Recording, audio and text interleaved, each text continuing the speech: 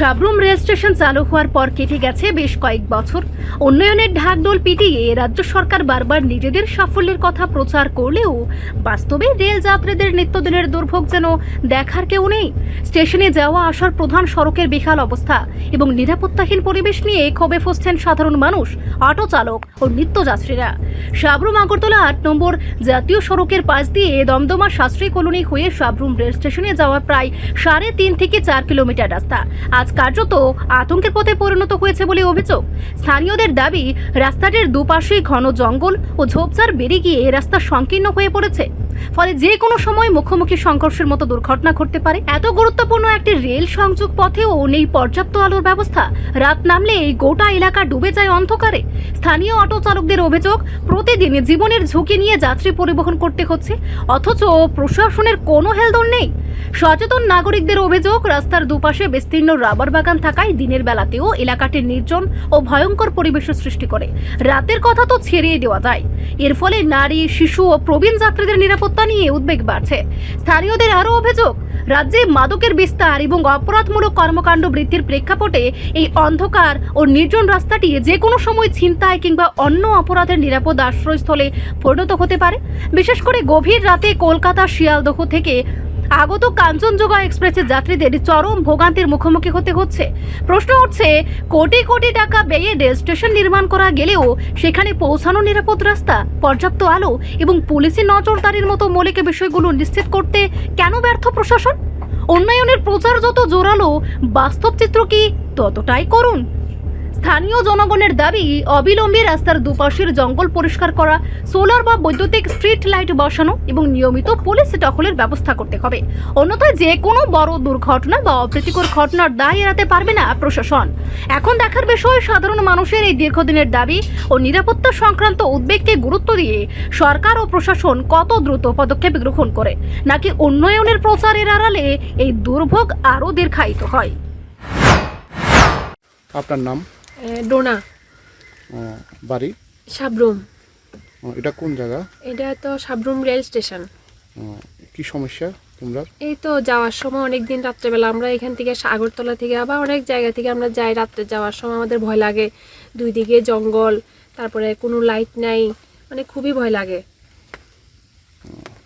এই রাত্রেবেলা যখন কাঞ্চনজঙ্ঘা আসে বা বিভিন্ন ট্রেন আসে 8টার পরে, এমনি তো এইখানে মানুষজন থাকে না? না, কি লাইটও থাকে না? মানুষজন থাকে না, এর মধ্যে লাইট থাকে না, এর মধ্যে দুই দিকে মানে রাবার বাগান, খুব অন্ধকার, খুবই ভয় লাগে আইতে। এটাই মানে চাই যে লাইট না, অনেক এখনের যুগে তো এখন অনেক ব্যবস্থা আছে, সোলার লাইট আছে, এমনিতেই কারেন্টের ইয়ে না হলেও তো সোলার লাইট দিয়েও তো হয়। মানে এই স্টেশনের রাস্তাগুলির মধ্যে মানে সোলার লাইটের ব্যবস্থা থাকা দরকার।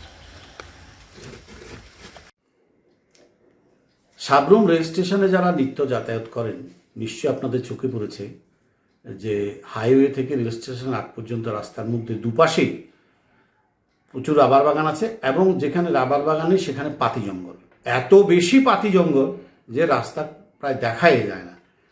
এবং সন্ধ্যের পরে, দিনের বেলায় অন্ধকার বলতে গেলে, সন্ধ্যের পরে প্রচণ্ড অন্ধকার।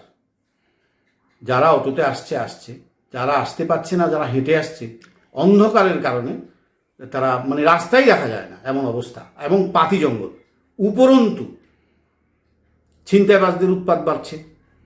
যে কোনো সময় একটা অঘটন ঘটতে পারে। অঘটন ঘটে যাওয়ার পরে সেটা নিয়ে কথা বলার চেয়ে তাকে প্রিভেন্ট করা অনেক ভালো। এবং একটা বিষয় দেখা গেছে যে প্রায়ই কাঞ্চনজঙ্ঘা দেরি করছে। 8টার জায়গায় যদি 9টায় আসে, ঠিক আছে, 9টার পরে যদি আসে, আমার প্রশাসনের কাছে একটা প্রস্তাব থাকবে যেন অন্তত পুলিশি ব্যবস্থা থাকে, একটু নিরাপত্তার ব্যবস্থা থাকে। কারণ মানুষগুলো হেঁটে আসতে হয়, তখন অটো পাওয়া যায় না, গাড়ি পাওয়া যায় না। আচ্ছা ঠিক আছে, প্রশাসন থেকে যদি গাড়ি, কারেন্টও তো নেই। হ্যাঁ, কারেন্ট তো নেই, অন্ধকার, পুরো অন্ধকার। আমি তো বললাম দিনের বেলায় রাস্তা ঠিক মতো দেখা যায় না পাতি জঙ্গলের কারণে, আর রাত্রেবেলা তো মানে কি বলবো, এটা নরকের মতো, মানে গভীর কালো অন্ধকার যাকে বলে। যাই হোক, লাইটের ব্যবস্থা করা দরকার। কে করবে আই ডোন্ট নো, করা দরকার কিনা আপনারা একবার দেখুন।